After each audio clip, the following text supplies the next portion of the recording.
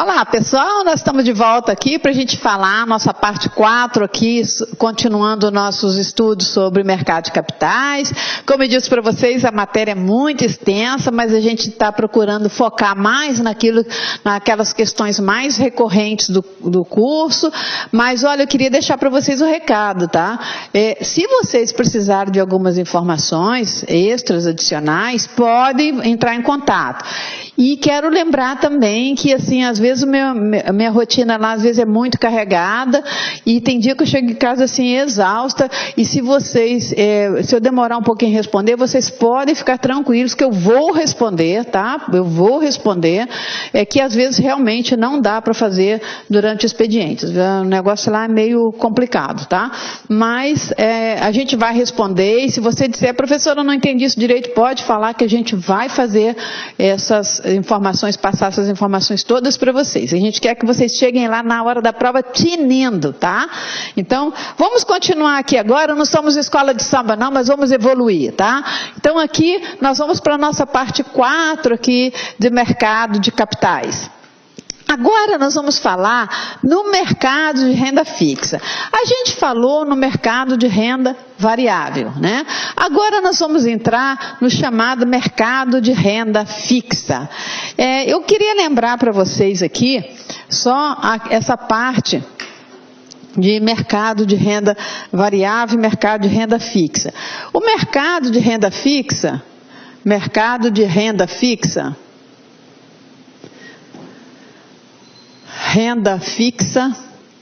é o seguinte, né? O mercado de renda fixa é quando você olha no horizonte, né? Então você olha aqui no horizonte, ó, você vai ver aqui, aplica hoje, né? E você sabe que seu papel vai resgatar aqui em dezembro, tá? Dezembro de 16, não dezembro de 2015. Esse lapso de tempo aqui, o seu papel vai render. Ele pode render de duas formas, né? Você olha daqui, você sabe que aqui no vencimento ele vai ter um preço. O preço é determinado, né? Como que pode ser determinado? Você pode aplicar num título pré, né? Ou pré-fixado. Você sabe que lá no final o seu preço vai ser 1.000, né? Vai ser um determinado, mas você já sabe. Eu estou aplicando aqui em LTN, letra do Tesouro Nacional.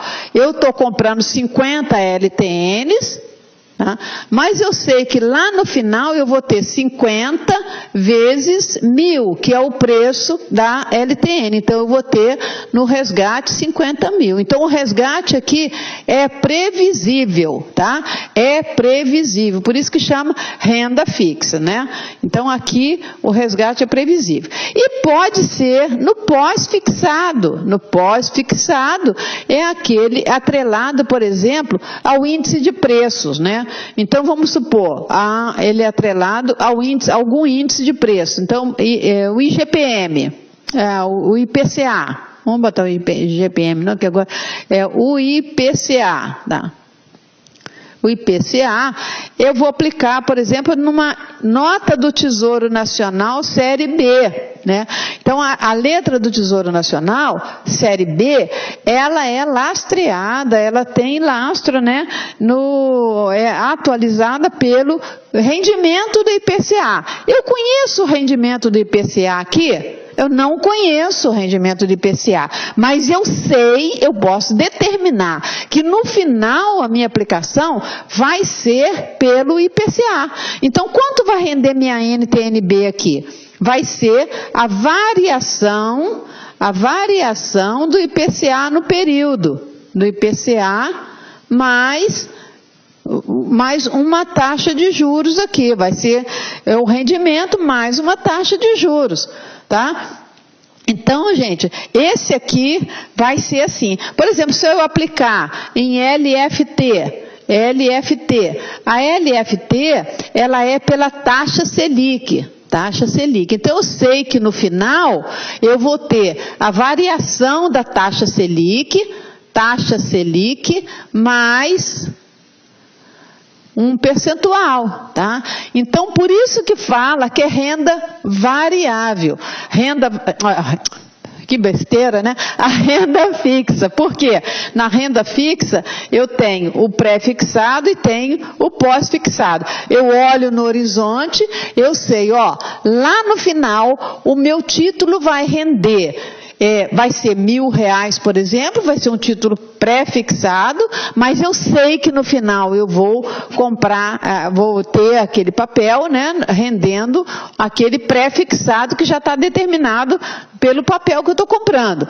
Ou então pós-fixado, que vai estar sempre atrelado a um índice de preço, ao câmbio, a variação cambial, né? Se eu comprar um título cambial, ele vai no final, ele vai me render a variação cambial mais um percentual.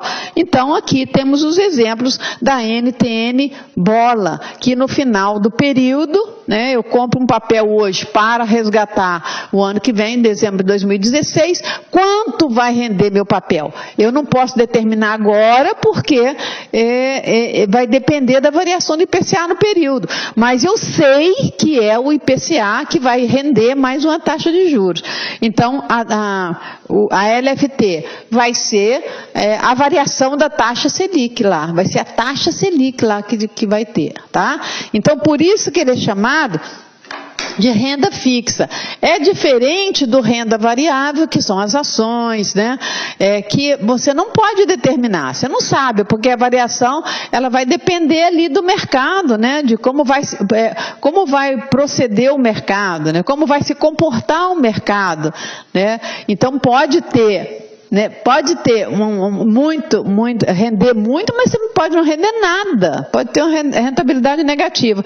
Aqui não, aqui eu já posso, num horizonte, né, num determinado horizonte, eu posso ver quanto vai ser o meu rendimento lá. É pré-fixado, eu já sei quanto vai ser lá no final, né, não preciso nem fazer conta. Né? Já sei que lá vai ser 1.000. No período eu comprei 10 LTNs, vai ser 10 vezes 1.000. 20 LTNs, 20 vezes 1.000. E o pós-fixado, que é atrelado a um índice de preço. Pode ser atrelado também ao dólar, etc. e tal, IGPM. Tá? Por isso que ele é chamado de mercado de renda fixa. Tá? Então vamos ver como ocorre esse mercado, como que o que acontece nesse mercado de renda fixa, ok? Então vamos lá. Mercado de renda fixa são negociados os chamados títulos de renda fixa, claro, né? E eles têm uma regra definida de remuneração. A gente viu aqui, olho no horizonte, eu sei que a regra de remuneração daquilo está definida. Pode ser pré, pode ser pós. Então, como é que ele fala, né? A rentabilidade do título, ela pode ser conhecida antes ou depois. Então, ela pode ser conhecida a priori, né? Ou previamente, como é o caso, títulos com valor financeiro de rendimento conhecido da operação. Por exemplo, aqui, né? A priori aqui, a gente pode botar a LTN, que é um um título pré-fixado, tá? Ou a posteriori, eu só vou conhecer depois, né, o valor financeiro daquele rendimento. Só vai ocorrer depois, porque vai depender de um índice, né? Vai depender da variação de um índice que reajusta aquele papel. Então a gente já falou aqui, se for pelo câmbio vai depender da variação cambial, se for pelo índice de preços vai depender da variação do IPCA, se for um índice de taxa de juros vai depender do comportamento da Selic, né, da taxa Selic. Tá? Então câmbio, inflação, taxa de juros, etc. Então todos esses são chamados de títulos pós-fixados, ok? Então, gente, é muito importante vocês guardarem essa diferença, o que é um título de renda variável, o que é um título de renda fixa. Guardando que o título de renda fixa, ele chama assim, porque ele tem regra definida de rendimento. Essas regras definidas de rendimento, ela pode ser conhecida a priori ou a posteriori, ou previamente ou depois, né?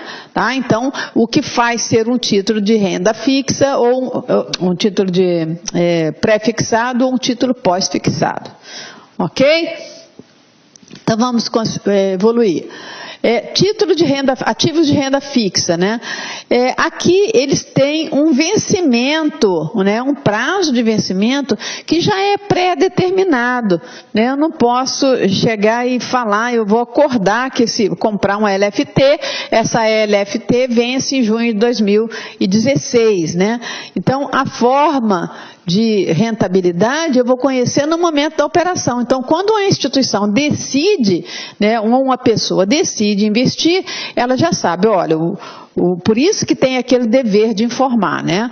Então, olha, a taxa Selic, ela está aumentando, tal, vamos investir em títulos remunerados pela taxa Selic, né? Então, pode ser assim.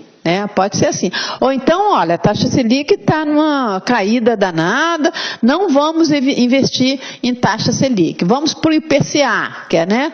Vamos agora investir no IPCA. Ou então, opa, está na hora do câmbio, vamos comprar títulos cambiais, né? Então, aí, ela vai ser conhecida no momento da operação, no momento que você praticar aquela operação, você vai conhecer, né?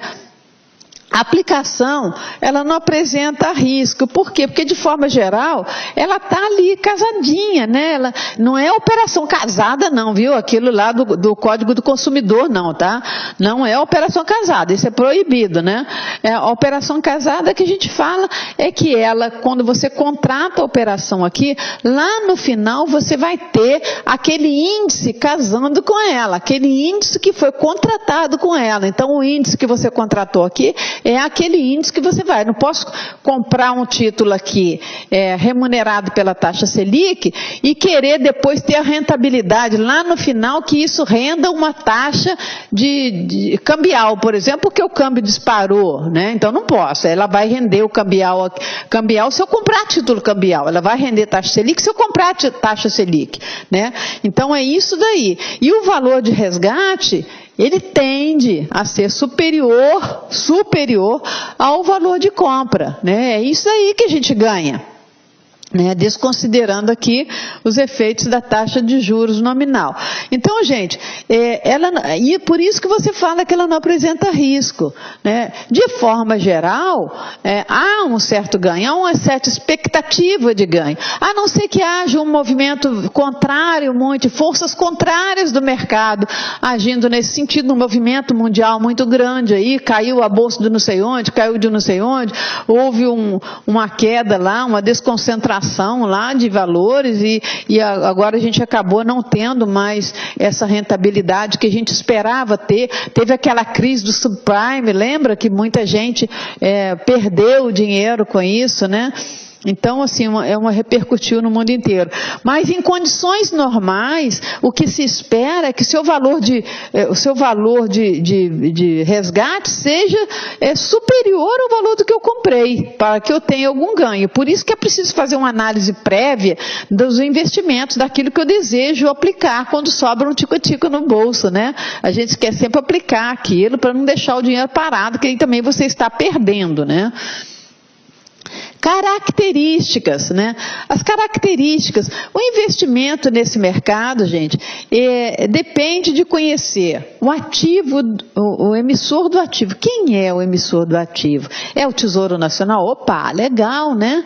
É legal, o Tesouro Nacional, ele tem credibilidade, né? Então, legal, vou comprar títulos do Tesouro. O prazo do papel também, né? Se eu estou agora precisando, contando que eu preciso desse dinheiro, vamos supor, não preciso desse dinheiro a curto prazo, eu posso jogar esse investimento para frente, eu posso fazer uma aplicação de longo prazo, né? E posso também fazer uma aplicação de curto prazo.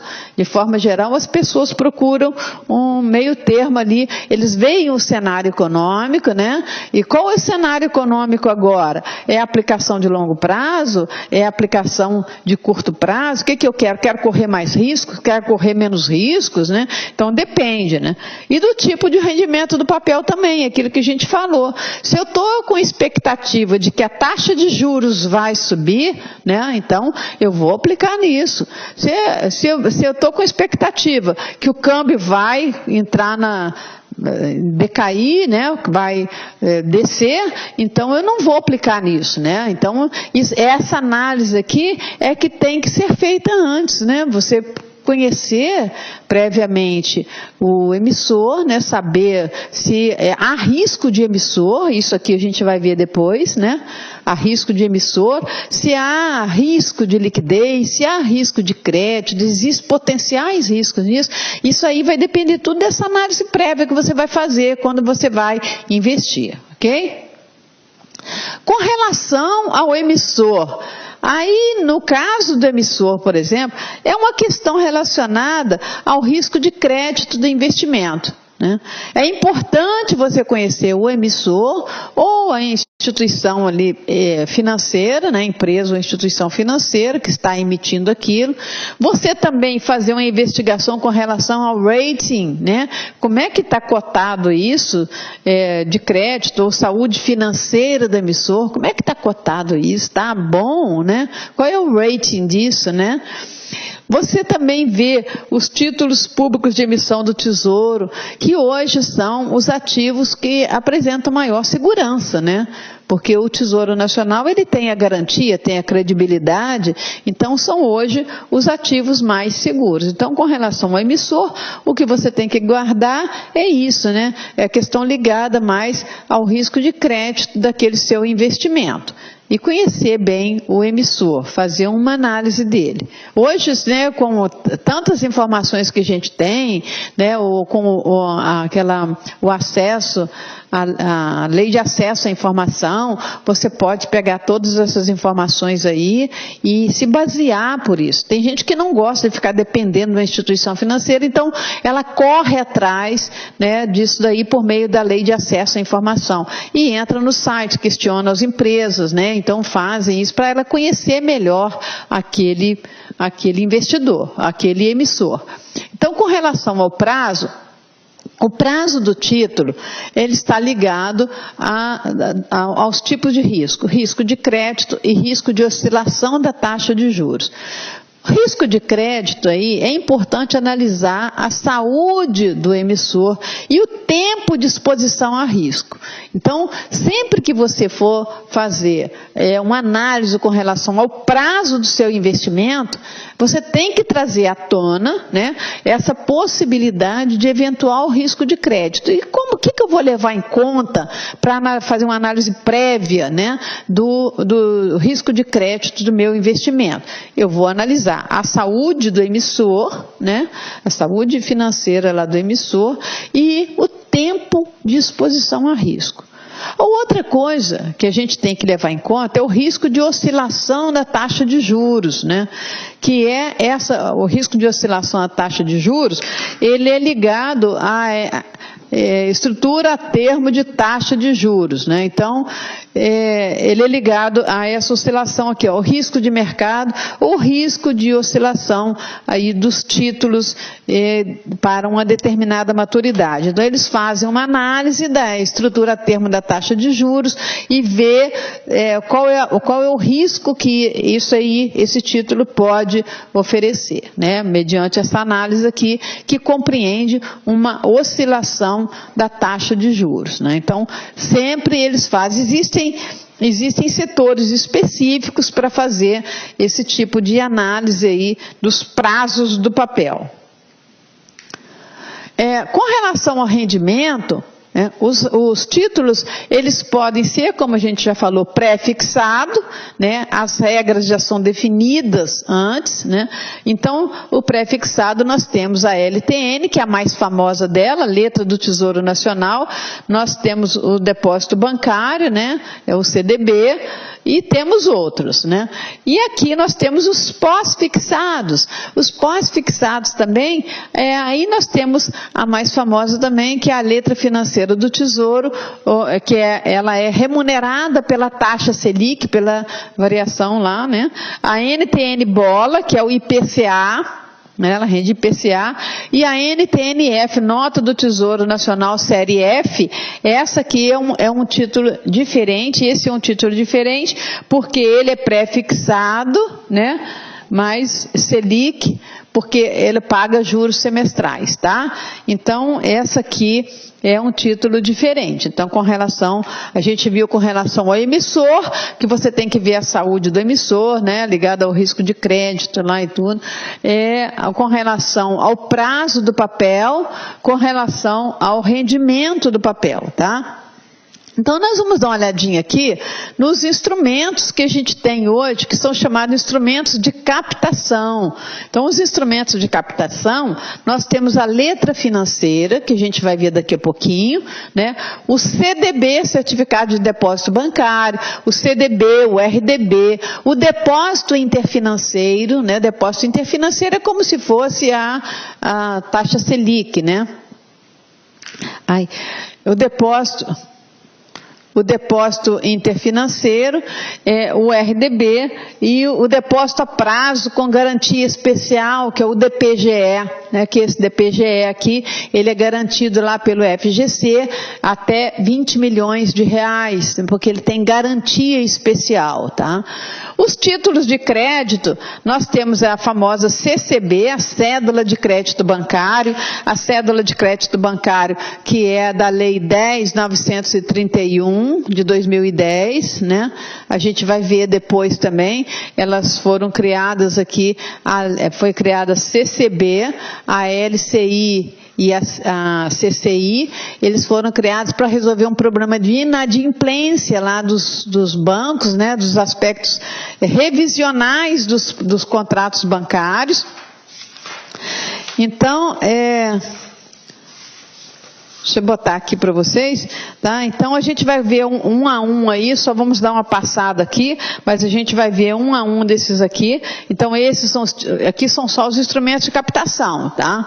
Aqui são os títulos de crédito, a CCB, a CCE, Cédula de Crédito à Exportação, a Nota de Crédito à Exportação e as Export Notes. Tá? Então, esses aqui são chamados títulos de crédito, tá? Aqui nós temos os títulos agrícolas, temos os títulos agrícolas, são todos registrados lá na CETIP, tá? Então, nós temos o certificado de depósito agropecuário e o warranty agropecuários. Aqui temos os certificados dos direitos creditórios do agronegócio. Nós temos a CPR, Cédula de Produto Rural, nós temos a Cédula Rural Pignoratícia, quer dizer, ligada a penhor, né? Então, quando a instituição ou uma pessoa compra um trator, por exemplo, né? Então, ele oferece esse próprio trator em penhor lá, então é a Cédula Rural Pignoratícia. O CRA, que é o Certificado de Recebíveis. Então, nós temos o CRA e temos o CRI, né, Certificado de Recebíveis Imobiliários. A LCA, Letra de Crédito do Agronegócio, essa aqui agora está sendo a vedete da vez, tá? Então, vocês veem, é muito investimento em LCA, porque ela tem a proteção do FGC, tá? Então, ela está lá no FGC, no Fundo Garantidor de Crédito, lá o FGC garante até 250 mil reais, né? No caso de haver algum problema lá estrutural, tá? Nós temos aqui também os títulos imobiliários. Os títulos imobiliários, nós temos a CCI, a Cédula de Crédito Imobiliário, é aquela que eu disse para vocês que está junto com a 10.931, que é a CCB, a CCI, a LCI, né? O CRI, que é o Certificado de Recebíveis, essas cédulas, quando elas são emitidas, né, a empresa manda para securitização e elas se transformam em CRI, em Certificado de Recebíveis, que elas são vendidas de novo, né? A LCI, Letra de Crédito Imobiliário, e a LH, a letra hipotecária. Aqui é LI, tá? LI, letra imobiliária, tá? Ok? Então vamos lá. Aqui nós temos os valores mobiliários. Os valores mobiliários, nós temos as debêntures, que são as mais famosas, né? Os certificados de investimento de audiovisual, as notas comerciais, a nota comercial ou commercial paper, né? Então, isso daqui tudo são os valores mobiliários, né? Que são todos registrados lá na CETIP. Nós temos títulos públicos, né? Os títulos públicos que integram a dívida pública mobiliária federal interna, né? Esses aqui, eles não integram, tá? Não integram a dívida pública mobiliária federal interna, tá? Esses aqui não integram. O que integra a dívida pública imobiliária federal interna são os títulos públicos, os certificados de crédito securitizado, CredSec, né? São os 1% da dívida pública imobiliária federal interna está registrada na CETIP e 99% registrado no Selic, tá?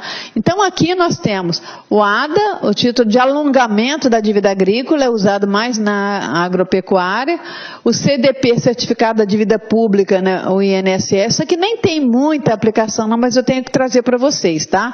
O certificado financeiro do Tesouro, os contratos de crédito contra terceiros, o certificado do Tesouro Nacional, o crédito securitizado, o STN, tá vendo? São créditos securitizados emitidos pelo Tesouro que estão lá na CETIP, o FDS, a cota de Fundo de Desenvolvimento Social. Nós temos esse aqui também, JSTN, são os títulos da STN que são indexados à taxa Selic, e títulos estaduais e municipais, que são as letras financeiras do Tesouro, porque lá no Selic, esses títulos aqui já foram todos renegociados aí com o Tesouro Nacional, e a gente resgatou os títulos estaduais e municipais que tinha no mercado, e em troca a gente deu LFTA e LFTB para eles.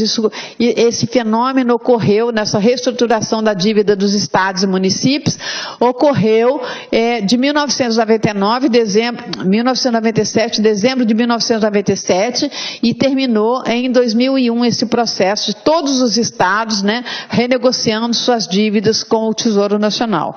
E nós temos os famosos TDAs, que foram aqueles títulos, são aqueles títulos da dívida agrária, né, que foram emitidos lá atrás pelo INCRA, e eles estão registrados todos lá na CETIP, tá?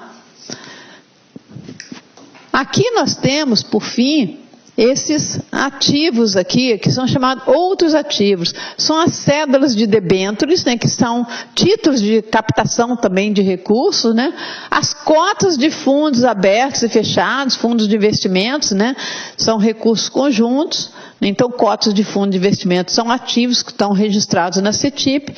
O CTE, certificado de termo de energia elétrica, isso é muito usado, né, nas negociações aí das elétricas.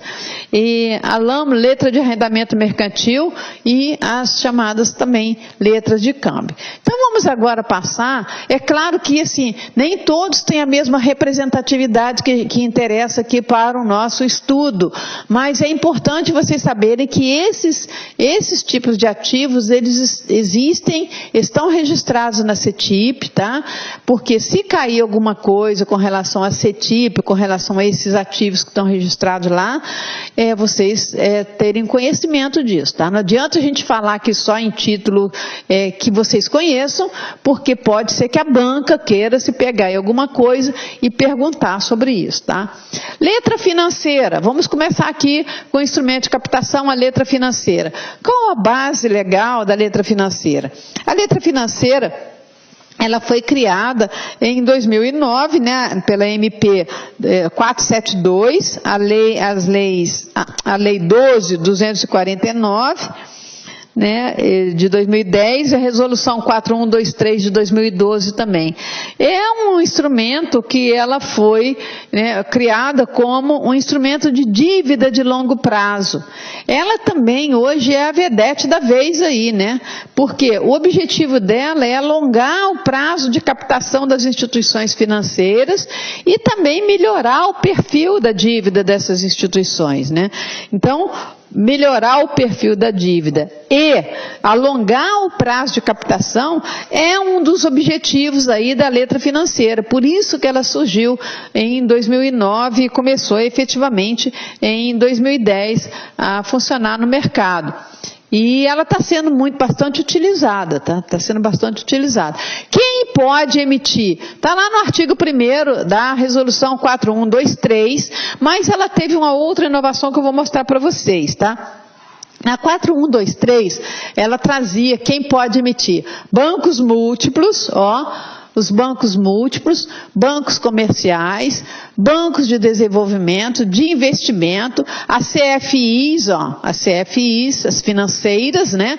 Caixas econômicas, companhias hipotecárias, sociedades de crédito imobiliário e o BNDES. Então, a 4123, ela trouxe esses atores aqui que podem emitir letra financeira do Tesouro. Porém, né, tem uma novidade aí da resolução 4283, 4382, essa 4382, ela é de 18/11/14, ela deu um prazo para isso daí, tá? Autorizando as cooperativas de crédito, tá? Cooperativas de crédito a fazer isso. Mas elas só podem fazer isso, é isso que eu queria que vocês guardassem, tá? Elas só podem fazer isso aí para compor o patrimônio de referência dela. Só para compor o patrimônio de referência dela, tá? Então, as cooperativas, elas entraram aqui, mas com essa restrição, né? A resolução 4382 de 2014, ela veio alterar aqui o artigo 1º da 4123. E ela disse, olha, vocês podem, mas eu vou introduzir um outro ator aí, que é a cooperativa de crédito. Então, essa cooperativa de crédito, ela pode sim, mas só para compor o patrimônio de referência dela, tá? Então, cuidado com isso, tá, gente? Cuidado, tá? Anotem aí 4382, tá lá no artigo 1º lá que ela tá fazendo. Isso é uma novidade, tá? Na 4382 traz as cooperativas de crédito, né, para compor o patrimônio de referência. Ela pode emitir a ALF, tá? Muito cuidado aí, tá?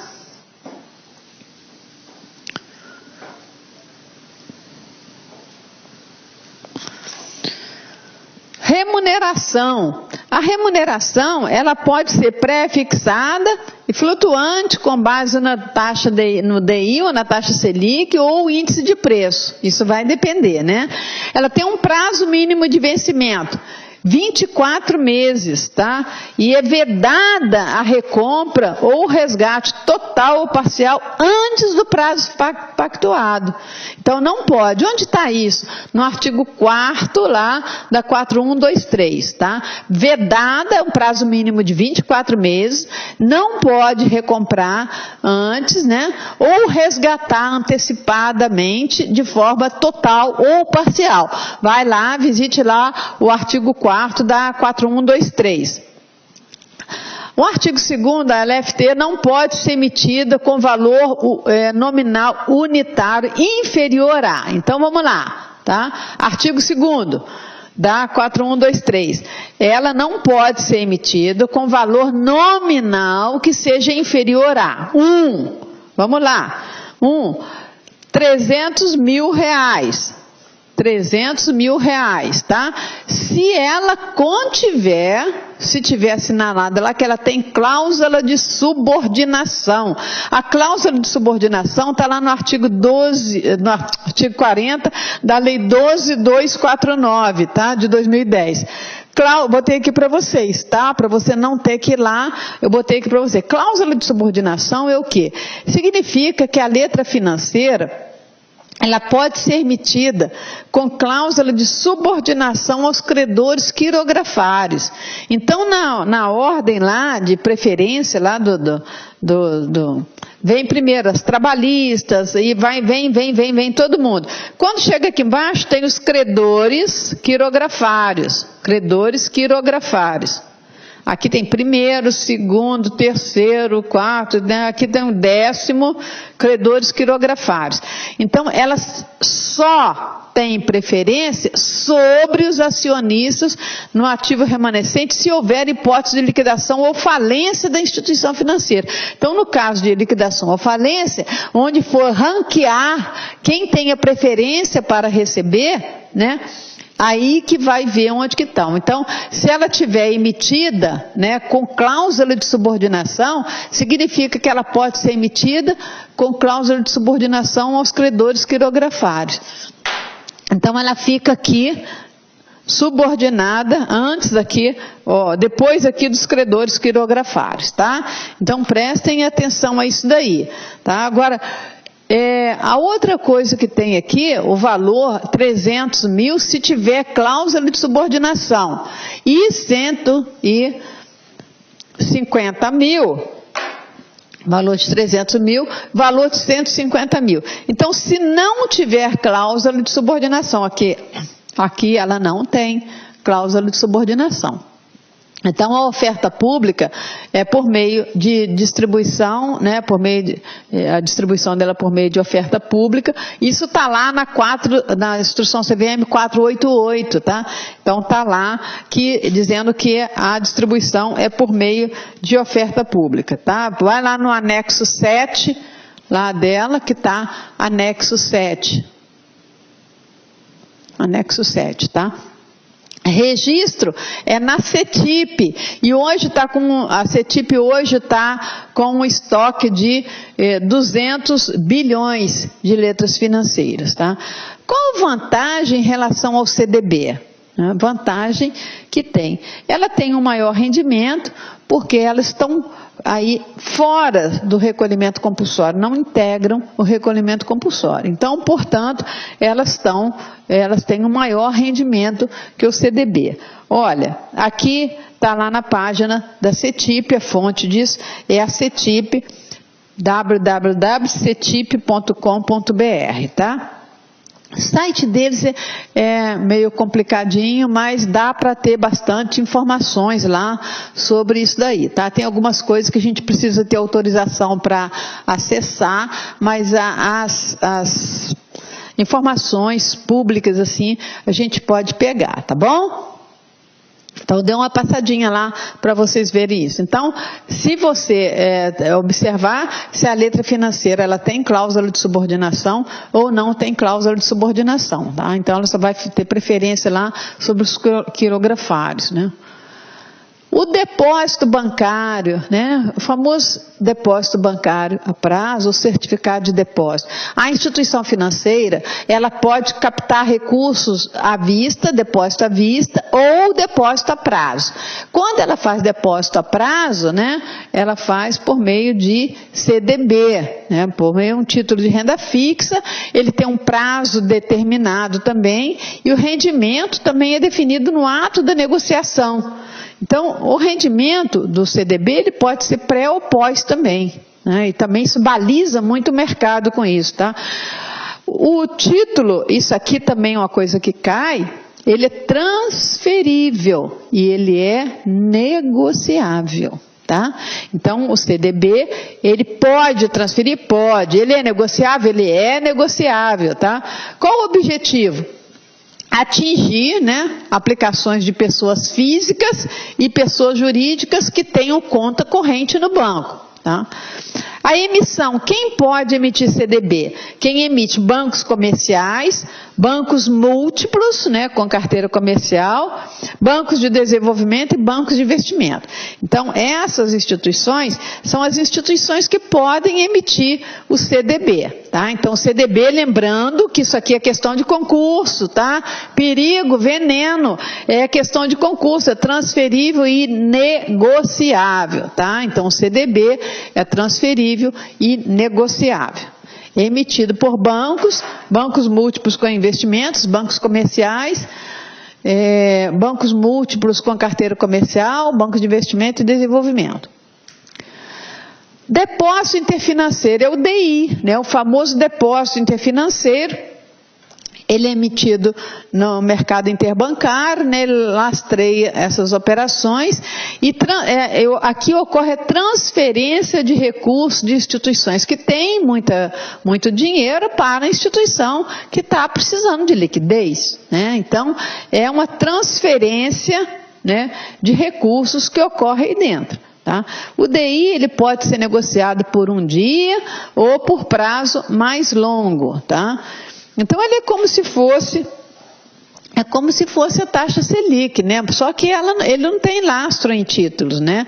É uma transferência de recursos que ocorrem aí das instituições superavitárias para as instituições deficitárias que precisam de liquidez, ok? Então, esse é o DI. Recibo do depósito bancário. Então, é um ativo também de renda fixa, também é para pessoas físicas ou pessoas jurídicas, prazo é determinado, a rentabilidade também é fixada na emissão, também igual o CDB, pode ser pré ou pode ser pós, né? No final do prazo, o investidor vai receber o valor aplicado, que é o principal, mais a remuneração. Quem pode emitir? Bancos comerciais, múltiplos com carteira comercial, desenvolvimento e investimento. Então, vocês estão vendo que existe muito parecida, né? Existe uma semelhança muito grande com o CDB. Agora é que vem a diferença. O CDB é negociável. RDB não é negociável, não negociável no mercado secundário. E ele é intransferível.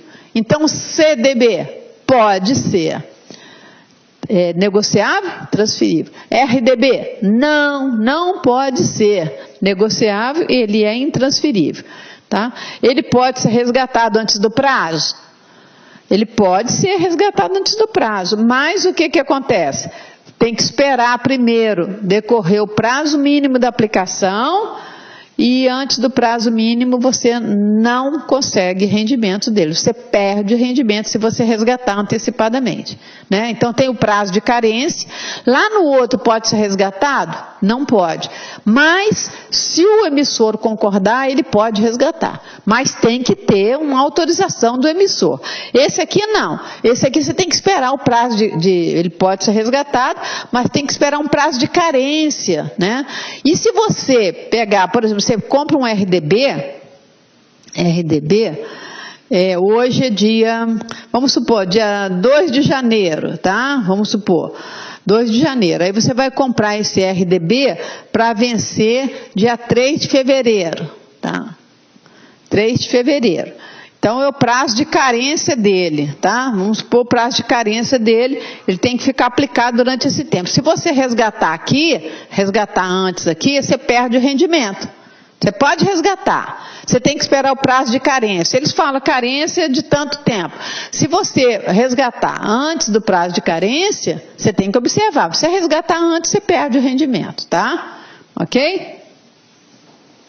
E lá no outro, resgate antecipado, ele pode ser resgatado, mas tem que ter autorização do emissor do CDB, tá? Então, depósito a prazo com garantia especial. É um título de renda fixa que representa um depósito a prazo. Então, tem depósito a prazo, não tem o CDB? Né? Depósito a prazo com garantia especial. Então, por que ele foi criado, gente? Para auxiliar as instituições financeiras de pequeno e médio porte. A diferença que tem, né, são bancos múltiplos, comerciais múltiplos de desenvolvimento, a CFIs aqui, né? E bancos de investimento e Caixa Econômica. O DPGE, ele confere ao detentor do papel um direito de crédito contra o emissor. Então, o depósito a prazo com garantia especial, a base legal dele é de abril de 2009, né? A resolução 4222 de 2013. A resolução 4115 de 2012 criou essa nova modalidade de ativo que foi conhecida depois, agora em 2012, como o DPGE-2, que o DPGE ele já existia antes, né? Mas ele foi criado agora em 2012 como DPGE-2. Então passou a ser elegível, né? Passou a ter a proteção do Fundo Garantidor de Crédito. Então, esse fundo garantidor, além disso, os prazos devem ser ajustados aos empréstimos do banco. O Fundo Garantidor de Crédito, ele garante lá as operações aí até 20 milhões de reais, né? Então, no mais, todas essas características dele aqui, eles ficaram semelhantes ao DPGE que já existia antes, tá? Aqui, a taxa, eles podem remunerar com taxa pré ou taxa pós também, né? Prazo de resgate do DPGE. Isso é determinado no momento da aplicação e não pode ser inferior a 12 meses, nem superior a 36. Estão na regra lá do negócio. Não pode ser resgatado antecipadamente, né? Nem parcialmente, tá? Que às vezes pega um resgate, não quer nem resgate total, ele quer resgate parcial, não pode, tá? Aqui não pode ser resgatado, é garantido até 20 milhões de reais, está lá no artigo 6º da 4222, né? Artigo 6º, o total de créditos de cada pessoa contra a mesma instituição associada ao Fundo Garantidor de Crédito ou contra todas as instituições associadas do mesmo conglomerado financeiro, relativo ao DPGE, Depósito a Prazo de Garantia Especial, vai ser garantido até o valor máximo de 20 milhões de reais. Está lá, tá? Então, o fundo garantidor, ele normalmente, a garantia para as demais instituições, né, que não o DPGE, né, para os outros ativos, são 250 mil reais. Né? O fundo garantidor começou garantindo 20 mil, passou para 60, passou para 70, agora 250 mil reais ele garante. Só que esse aqui tem garantia especial, depósito a prazo com garantia especial, que foi desenvolvido aí para ajudar as pequenas e médias instituições. Então, ela garante até 20 milhões de reais, ok? Então, gente, agora vamos falar o 2, que são os títulos de crédito. A CCB. Bom, gente, a CCB, como eu disse para vocês, a CCB é uma coisa nova, né? A CCB é uma coisa nova. Ela foi criada num contexto, né, onde havia muita inadimplência dos bancos. Né?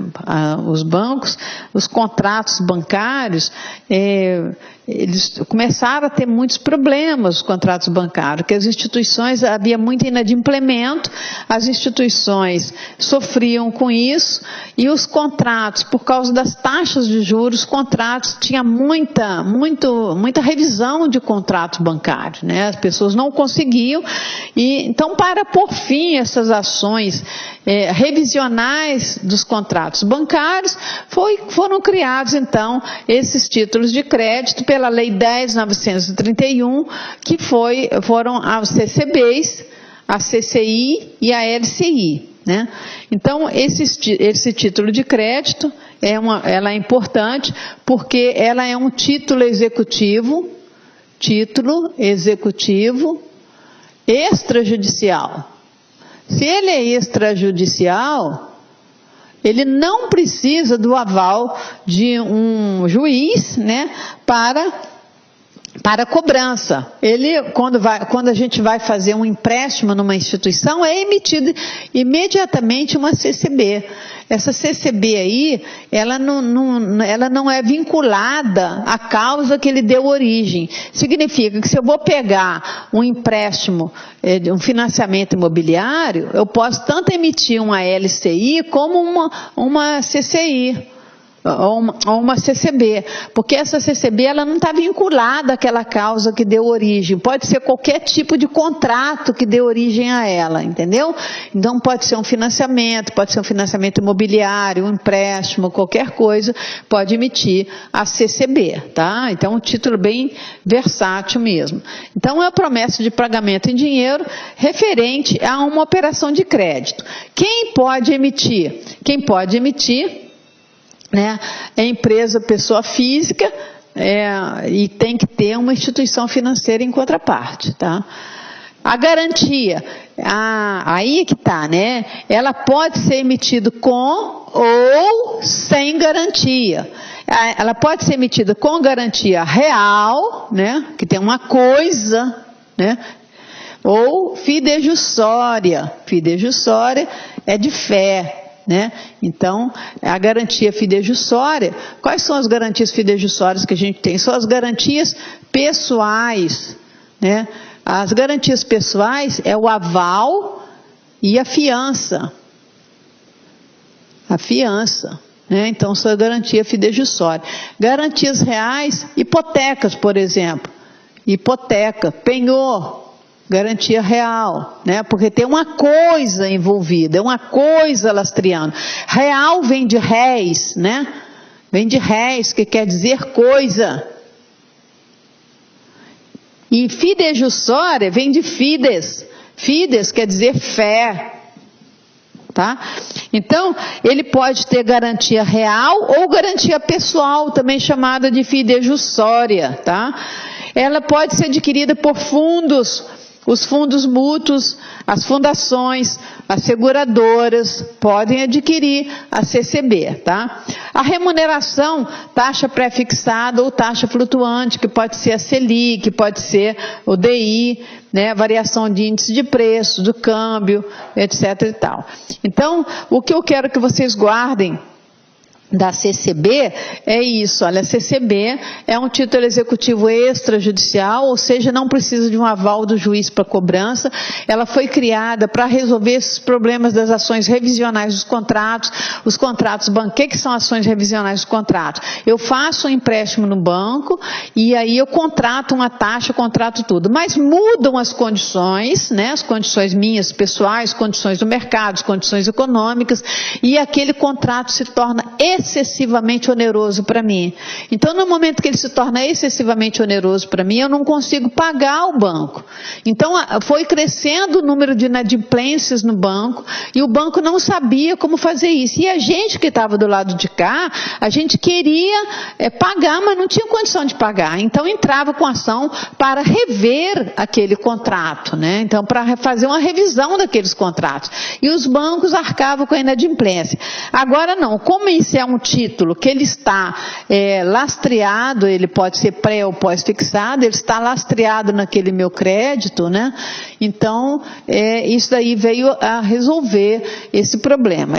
A CCB é um título que ele está sendo muito, muito utilizado, tá? A outra coisa que a gente tem aqui também de interessante, né, são as cédulas de crédito à exportação e as notas de crédito à exportação. Esse aqui foi para se auxiliar, né, resolver os problemas aí dos financiamentos à exportação. Então foram colocadas cédulas e foram colocadas notas de exportação. Esse título de crédito, os títulos de crédito à exportação, eles estão lá na lei 6.313, né? 6.313 de 75. Então, ele trata lá das cédulas e das notas, ele trata dos títulos de crédito da exportação, tá? Então, aqui é um título de crédito que ele é negociável para financiar a exportação, né, para ajudar, né, as atividades e produtos de apoio aí. Pode ser emitido por pessoas físicas e jurídicas, né? Tem garantia, né? Agora a gente já sabe que é garantia real, quer dizer que é uma coisa lastreando, eles dão uma coisa em hipoteca ou uma coisa em garantia, né? E é cedularmente constituída. Então a garantia está constituída na cédula, não tem como fugir, ela está constituída na cédula. A remuneração pode ser pré ou pós, tá? E é colocada diretamente pelas instituições financeiras credoras, né, desse financiamento. Então, a diferença dessa aqui para a outra é que essa aqui, ela tem garantia real, tá? A nota de crédito à exportação, né, ela é um título emitido por pessoa física e jurídica que se dedique lá ao movimento de exportação. Não. Ela representa uma operação de crédito, e essa operação de crédito pode ser negociada por quem detém essa posição de custódia. Então, se eu tenho uma nota de crédito à exportação, essa nota de crédito ela pode ser negociada. A emissão dela é obrigatoriamente lastreada, não pode emitir assim nota de crédito à exportação ao bel prazer, ela é obrigatoriamente lastreada em exportações e obedece um cronograma de embarques, que esse cronograma de embarque ele tem que ser informado ao banco, o banco tem que saber, está emitindo essa nota e está de acordo com o cronograma de embarque e eu tenho que ter o controle disso, o banco tem que ter esse borderô informando aí todas as datas de embarque, né? A remuneração também pode ser pré ou pós, financia exportações, as operações financeiras de exportação, né?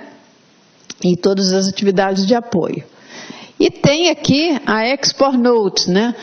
Essa Export Notes, as notas de exportação, né? Export Notes, são títulos representativos de crédito em moeda estrangeira. São notas de exportações em moeda estrangeira, né? Que a serem recebidos futuramente. E são originados de quê? De vendas de mercadoria para o exterior. Vendi mercadoria para o exterior, mas são títulos de crédito em moeda estrangeira, é isso que é a diferença, em moeda estrangeira, tá? Lastreia-se no contrato de compra e venda entre o exportador, quem que vai fazer? Exportador e as empresas estrangeiras que estão importando esse produto. Eu sou uma exportadora, vou firmar esse contrato lá com a empresa estrangeira para quem eu estou exportando meus produtos, né? É fundamental um contrato mercantil de compra e venda para legalizar essa operação. O comprador, quem pode ser? Qualquer investidor ou instituição financeira, né? Ou não, sem que haja necessidade de estar ligado ao comércio exterior. E o vendedor, necessariamente, tem que ser o exportador, tá? Preço de negociação da Export Note, né? Ela corresponde ao valor do crédito na data do vencimento, acrescido de ágio, de acordo com a expectativa ali do câmbio, né? Porque se ela é lastreada nisso, moeda estrangeira, a remuneração é a variação da taxa de câmbio do período e acrescida ou reduzida da taxa de juros que foi contratada ali. Vai depender do movimento do câmbio, né? No vencimento, o pagamento do valor correspondente, o pagamento do valor corresponde à Export Note pelo seu equivalente em moeda estrangeira, que vocês viram que ela é emitida em moeda estrangeira, né? Aqui nós temos agora os títulos agrícolas, aí a gente tem que se reportar à Lei 11.076, que eu convido vocês de 2004 para dar uma olhadinha nela, tá? E esses aqui não são muito conhecidos da gente, né? Deixa eu tirar um negócio aqui que Não é essa lei aqui, tá? Então, certificado de depósito agropecuário, CDA, o órgão agropecuário, certificado de direitos creditórios do agronegócio, a letra de crédito do agronegócio, essa aqui também é uma vedete, né? Essa aqui também está sendo muito utilizada, ela também está no FGC, certificado de recebíveis do agronegócio, que é o CRA, lembra que eu falei para vocês? Tem o CRI também, né? O certificado de recebíveis de imobiliário, né? E a cédula de produto rural, que eu vou mostrar para vocês agora, tá? Essa lei não é essa não, tá? Eu vou botar...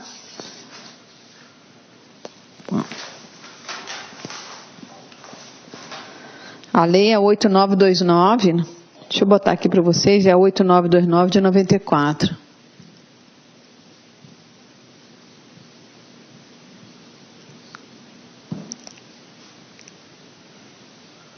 Tá? Então, anotem aí, isso aí, tá? 8929 de 94. Já vou mudar a tela agora. Cédula de produto rural, né? A cédula de produto rural, a cédula de produto rural é pela essa lei 8929 de 94, 8929 de 94, né? Qual o objetivo dela? É para ajudar o produtor rural, né, ou cooperativas a ter recurso para desenvolver a sua produção, né? Ela consiste na promessa de entregar produtos rurais, entrega futura de produtos rurais, né? Quem pode emitir? Claro, os produtores rurais, as associações de produtores rurais, as cooperativas, né, recebem o pagamento à vista relativo à venda de mercadoria. Então, ele vende a mercadoria, né, emite essa CPR, né, e recebe o pagamento à vista, né. Elas têm sido utilizadas como instrumento de financiamento. No meio rural, ela é muito utilizada, tá? A cédula de produto rural também é um título cambial, negociável no mercado de balcão, né, e em bolsa de valores também. Você tem aqui a CPR física, né, e a CPR financeira. A CPR física, quando ela existe fisicamente, ela é exigível pela quantidade e qualidade do produto nela previsto. Então, se você emitiu fisicamente, ela vai ser exigível por isso. E a financeira, ela vai ser exigível pelo resultado, preço convencionado versus a quantidade do produto especificado. Então, existe a CPR física, né? É a qualidade do produto, a qualidade e a quantidade, e a CPR financeira. Ela permite também essa liquidação financeira, que é entrega de recursos, em vez de entregar mercadoria, né? Então, pode liquidar financeiramente. Cartular, antes do registro, né? E é escritural ou eletrônico, enquanto permanecer registrado. Então, antes do registro, de registrar, ela existe cartularmente. Agora, depois, enquanto ele permanecer registrado, ele é feito de forma escritural, ou seja, existe uma conta gráfica onde eu vou colocar lá no nome do produtor rural, no nome de quem está adquirindo aquilo, emitindo, né? Eu vou botar lá o nome da pessoa. Então, vai haver só troca de titularidade, né? Nas negociações com o CPR, não há incidência de IOF, porque realmente é para ajudar o produtor rural a desenvolver o seu negócio, tá? Então, a cédula de produto rural. Agora vamos ver. Agora vamos ver as letras de crédito do agronegócio, a LCA. A LCA, como eu disse para vocês, é a vedete da vez, tá? A letra de crédito do agronegócio. É a vedete da vez. Muita gente fala, vamos aplicar em LCA. Tem visto muito assim, aplica em LCA.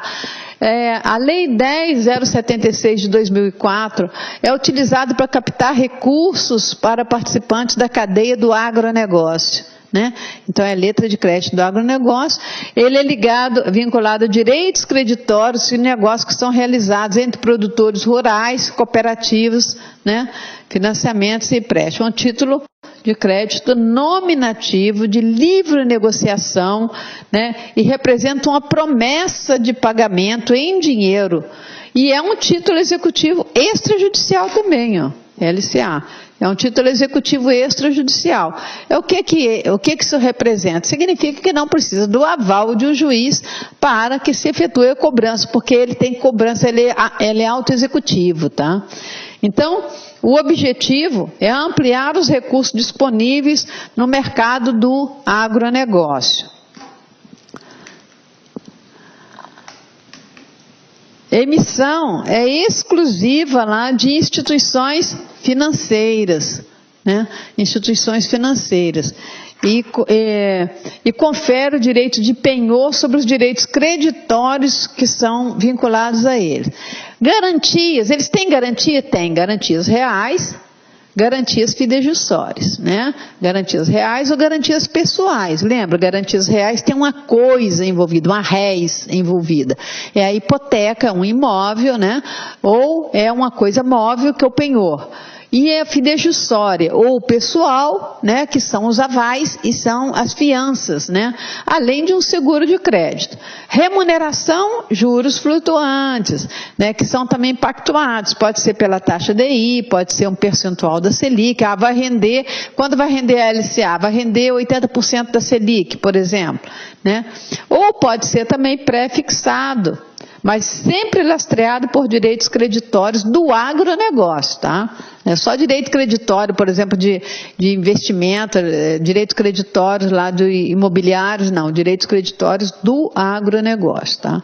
Quem são os investidores? Pessoas físicas, por isso que as pessoas têm falado, vamos investir em LCA. Tem seus rendimentos isentos de imposto de renda, por isso que ela está sendo tão atrativa no mercado, né? Qual é o atrativo dela? Os investidores, pessoas físicas, têm seus rendimentos isentos de imposto de renda e é garantido pelo FGC, né? Garantido até quanto? Até R$250 mil. Então, por isso que ela tem sido atrativa.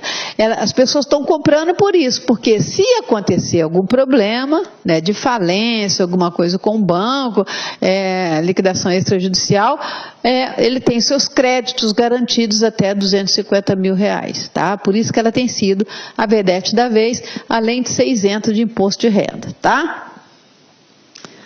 Títulos imobiliários. Nós temos aqui as letras de crédito imobiliário, a LCI, né? Que a LCI são recursos aplicados que são direcionados para os financiamentos habitacionais. Qual é a importância disso? Ele ajuda, faz com que as instituições que operem com crédito imobiliário, né? Ela possibilita a essas instituições captar novos recursos que sejam lastreados no saldo das operações que já foram contratadas, né? Então, o título de renda fixa, lastreado em créditos imobiliários, garantidos por hipoteca ou alienação fiduciária de imóveis. Direitos. Dá ao tomador o direito de crédito no valor nominal e, se for o caso, também com juros e atualização monetária. A remuneração é pela taxa Selic, né, uma taxa pré-fixada, ou uma TR, uma TJLP, né? Instrumentos procurados pela pessoa física por causa da sua isenção fiscal, né? Então, ela tem isenção fiscal também. Quem pode emitir LCI? Os bancos comerciais, múltiplos, Caixa Econômica, bancos de investimento, está lá no artigo 8º da Circular 3614 de 2012. A cédula de crédito imobiliário, né? Também é um ativo representativo de direito a crédito imobiliário. É um instrumento originado da existência de direitos creditórios, né, imobiliários e com pagamento parcelado. Ela é emitida pelo credor para facilitar e simplificar a cessão do crédito. Ela agiliza a negociação de crédito, porque o crédito cedido pode ser feito mediante endosso no próprio título. Então, ela permite esse endosso no próprio título, sem necessidade de formalizar um contrato de cessão. Então, pode ceder o crédito e ainda pode endossar no próprio título, tá? Endossar a transferência, né? A negociação ocorre independentemente de autorização do devedor e ela possui remuneração pré ou pós-fixada, inclusive, né, por índice de preço, de acordo com o direito creditório que deu origem a ele, tá? Letras hipotecárias é um instrumento lastreado também em crédito imobiliário. Isso aqui foi para crescimento, elas foram colocadas para promover o crescimento do setor imobiliário.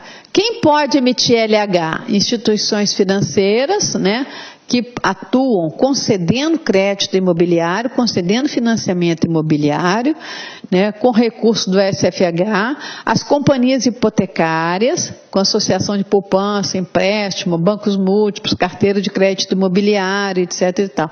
Então, são aqueles financiamentos, por exemplo, Itaú, crédito imobiliário, Santander, crédito imobiliário, né, não estão no SFH, mas é o crédito imobiliário. A letra hipotecária, ela é garantida pela caução dos créditos hipotecários. Então, quando você faz um financiamento hipotecário, né, então a LH, ela é protegida pela caução aí desses créditos hipotecários. Quem pode contratar, né? Ela pode ser contratada, né? Quem pode contratar? Ela pode ser contratada com garantia fidejussória adicional da instituição financeira. Garantia fidejussória, né? São garantias pessoais. Quais são as garantias pessoais mesmo?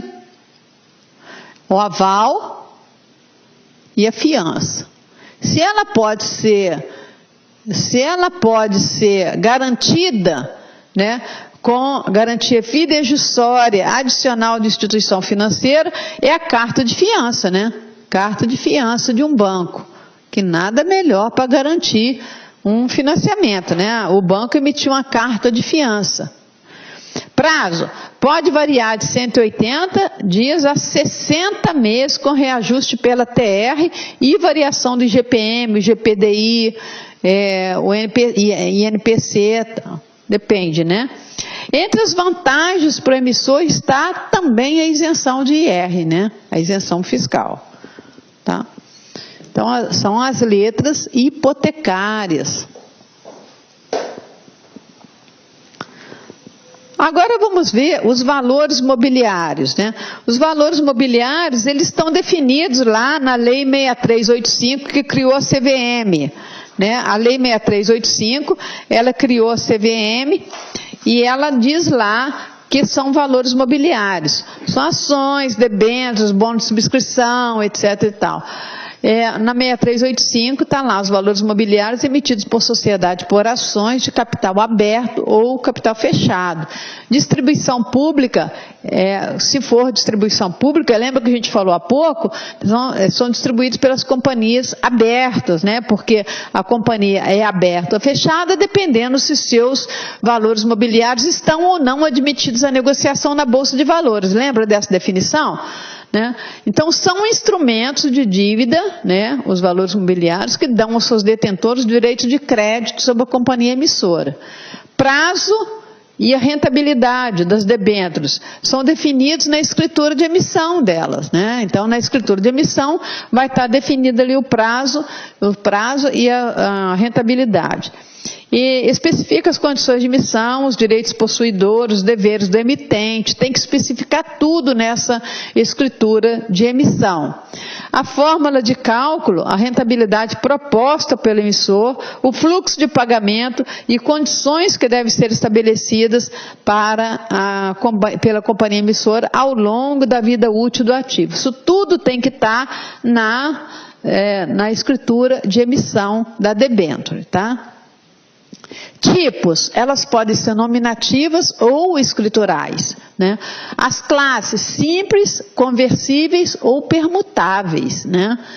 Então, a garantia, Essas simples, convertíveis e permutáveis, simples é a simples mesmo, não tem diferença. Conversíveis, elas podem ser convertidas em outras ações, né?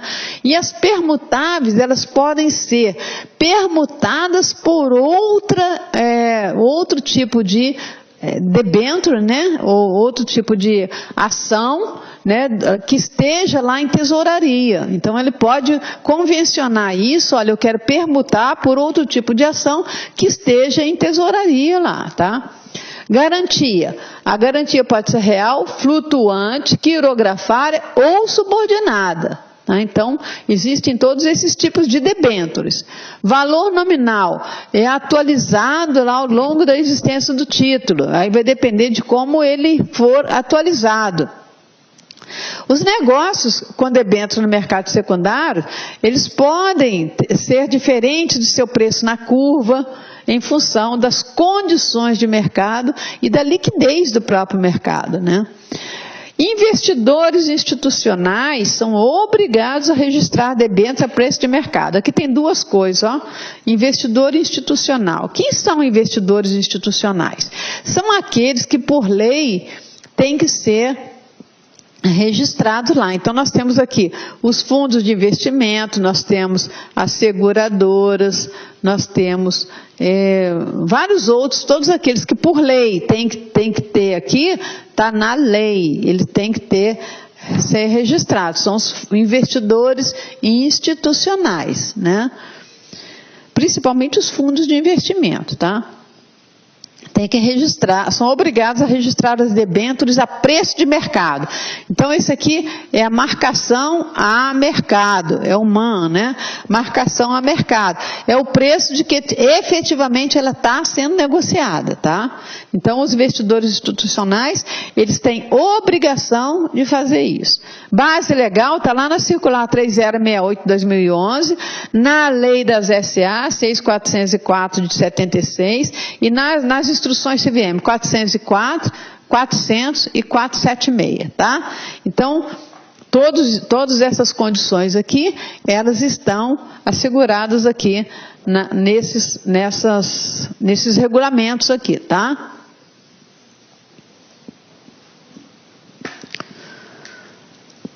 Nota comercial ou commercial paper, né? As notas comerciais, elas são títulos para distribuição pública por companhias.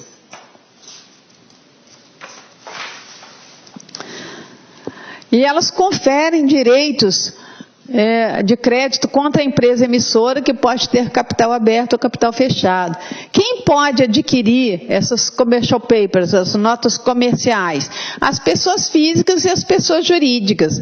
A remuneração dela pode ser por taxa pré-fixada ou taxa pós-fixada, também chamada flutuante, né? Taxa DI, taxa Selic, etc. e tal. Prazo dela, do commercial paper, né? 180 dias se for de capital fechado e de 360 dias se for de capital aberto. Guarda isso também, que isso aqui é cobrado em prova, tá? Prazo da commercial paper, 180 se for capital fechado. Eles trocam isso aqui, tá? Então, 180 capital fechado, 360 se for capital aberto. Garantia vai ser definida pela entidade emissora. Modalidade, ela é vinculada às operações do agronegócio para distribuição pública. A nota comercial do agronegócio, a NCA, é emitida pelas companhias, sociedades limitadas, cooperativas, né, que têm atividade de produção e comercialização e beneficiamento de produtos ou insumos agropecuários. Esse texto aqui eu botei porque esse texto aqui cai assim na sua íntegra, tá? Ou insumos agropecuários, ou ainda máquinas e implementos utilizados na atividade agropecuária, tá? Os CRI, Certificado de Recebíveis Imobiliários. O CRI é um dos papéis de renda fixa de maior apelo entre os investidores, né, hoje em dia. Para as pessoas físicas, o principal atrativo está no fato de oferecer isenção fiscal. Ele é lastreado em créditos imobiliários, emitido exclusivamente por companhias securitizadoras, né? o título vem se consolidando como um instrumento de fomento no setor. Então, ele tem sido bastante utilizado, por causa daquele caso do inadimplemento que eu falei para vocês. A remuneração é pré-fixada, flutuante o índice de preço, e ele transforma fluxos de recebíveis de médio e longo prazo em ativos financeiros financiáveis à vista.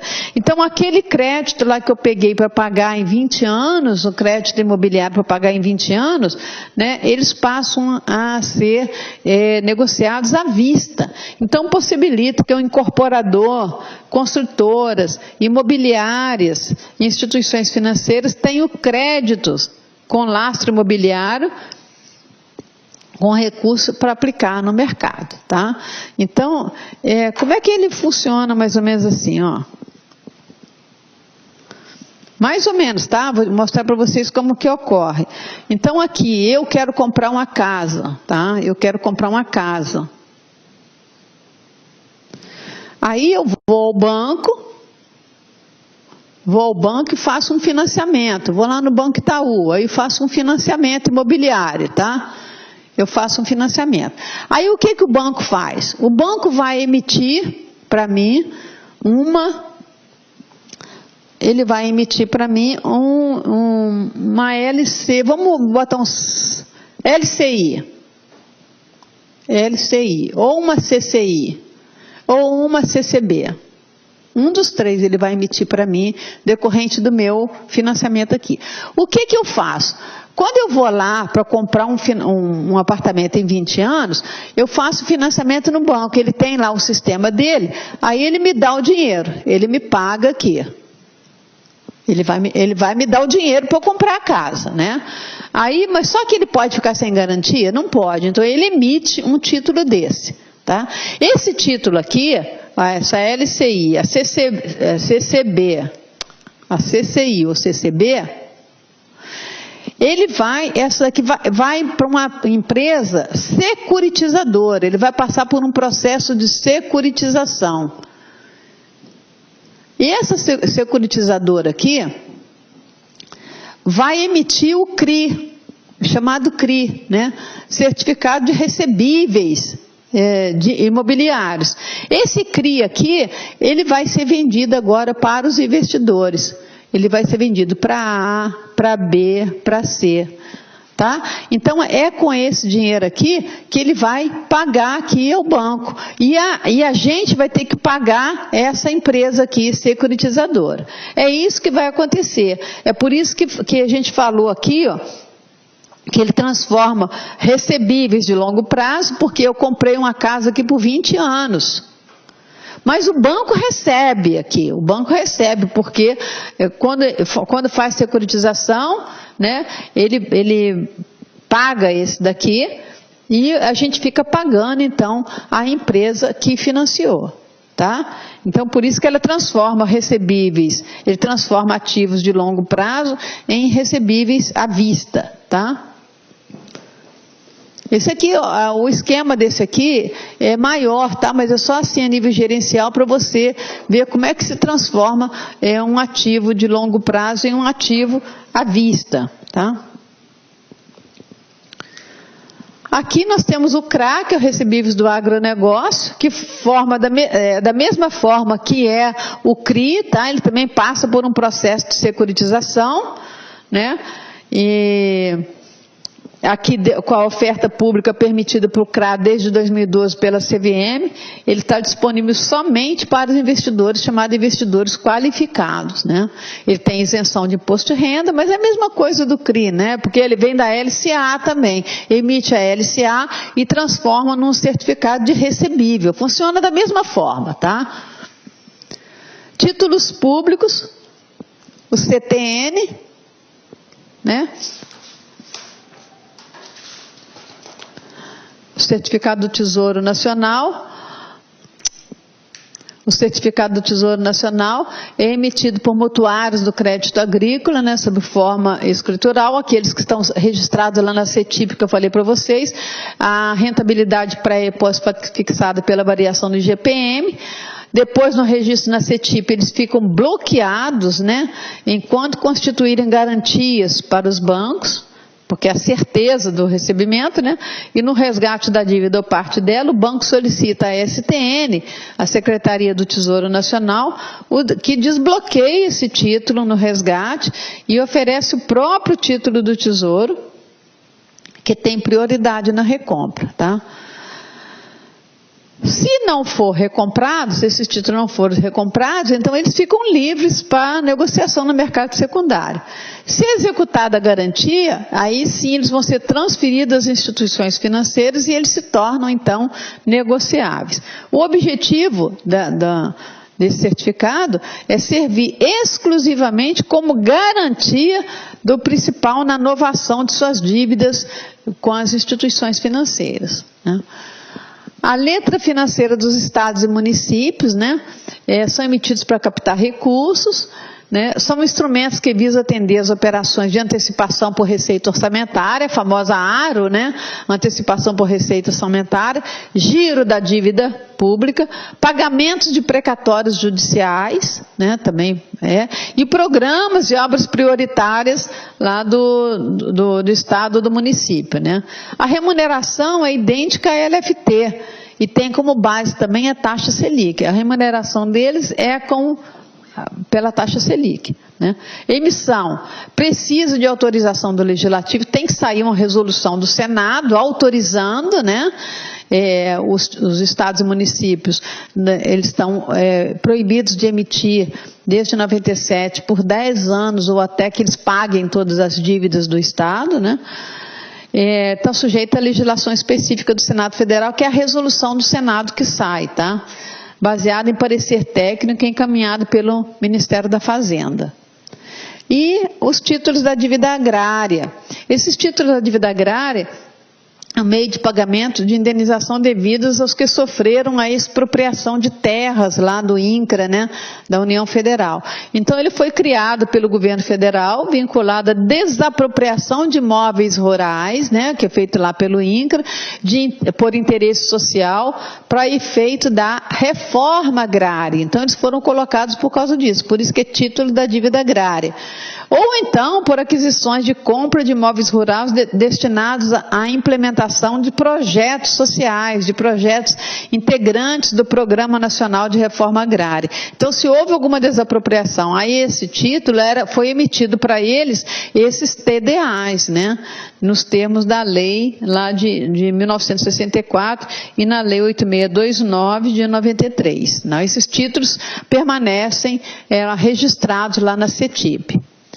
E outros ativos que tem também são as cédulas de debêntures, são instrumentos de captação, o título lastreado em debêntures, que garante aí o titular de crédito contra a emitente pelo valor nominal, né? A regulamentação é a resolução do CMNE 1825, foi regulamentado em 91, e a 339... 3.339 de 96, que regulamenta lá as operações compromissadas, né? Permite que o emitente tenha recursos, né, tendo como garantia o penhor de debêntures que são emitidas por outras companhias, tá? Quem pode emitir? Bancos comerciais, bancos de desenvolvimento, bancos de investimento, múltiplos com carteira comercial, com prazo mínimo de 60 dias e máximo equivalente das debêntures que se tornaram penhor, né? Que foram empenhadas.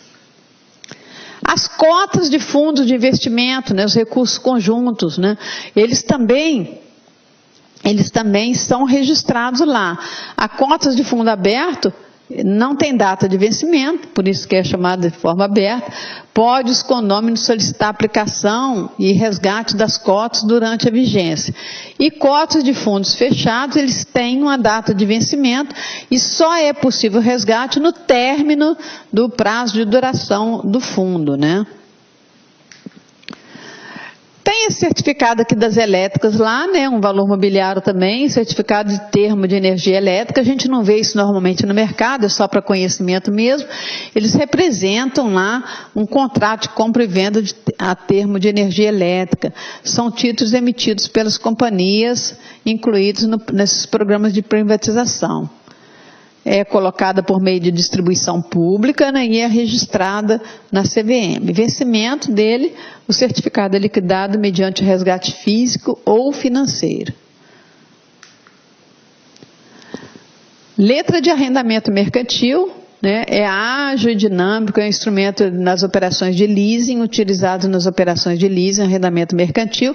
Foi criado pela Lei 11.882, de 2008. O registro dela com pagamento final, resgate no vencimento, ou periódico, né, que é eventual, né? Eventual pagamento de juros e amortização. É destinada a ampliar os mecanismos disponíveis que já existem para captar recursos no segmento da sociedade de arrendamento mercantil. Né, remuneração é taxa pré-fixada ou taxa pós-fixada, que pode ser a Selic, DI, né, com ou sem spread, e a atualização automática pela CETIP. Letra de crédito. Letra de câmbio, título de crédito, possibilita que o devedor sacado, né, confira ao registrador. Isso é muito antiga, né? Da letra de câmbio, o sacador ou aceitante, uma ordem de pagamento do valor devido.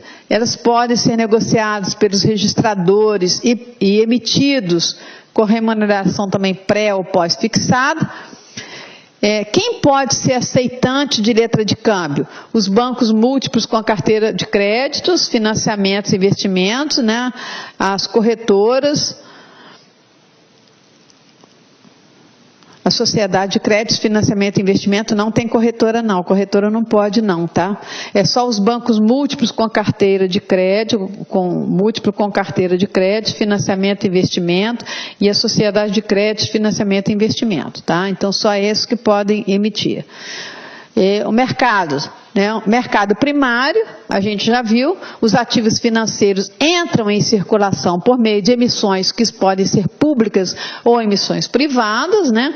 É neste mercado que ocorre o lançamento de ações, no caso aqui de títulos de renda fixa, né? O mercado primário é feito pelos emissores, no caso, por exemplo, o Tesouro Nacional coloca um título, ele faz isso por meio de leilões, por isso que chama mercado primário, e o mercado secundário, o ativo financeiro já está em circulação e ele é negociado, né, na bolsa ou fora dela, mas entre os diversos agentes de mercado. Lembrando que aqui no mercado primário, o dinheiro captado vai para o emissor e aqui ele simplesmente é uma troca de recursos ali entre aquele que compra e aquele que vende, ok? É isso aí que a gente tinha para dizer para vocês. Nós vamos voltar daqui a pouquinho, no próximo bloco aí, com os nossos exercícios de fixação sobre o assunto, ok? Eu aguardo vocês no próximo bloco aí.